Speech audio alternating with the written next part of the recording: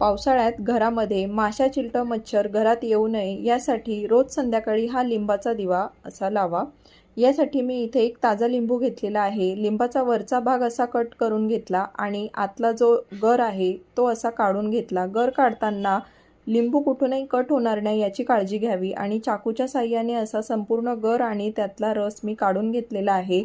आता हा लिंबू दिव्यामध्ये ठेवून घ्या आणि या लिंबामध्ये टाकण्यासाठी आता 2 कापराच्या वड्या, 4 लवंगा याची बारीक अशी पूड करून घ्यायची आहे आणि ही पूड आपल्याला या लिंबामध्ये टाकून घ्यायची आहे। त्यानंतर यात एक फुलवात ठेवायची आहे आणि ह्या फुलवातीवर कडुलिंबाचं, मोहरीचं किंवा तिळाचं जे तेल घरात अवेलेबल असेल ते तेल टाकून याचा रोज संध्याकाळी दिवा लावल्यानं याचा सुगंध तर घरात पसरतोच, पण घरात माशा, चिलटं किंवा मच्छर हे देखील येत नाही।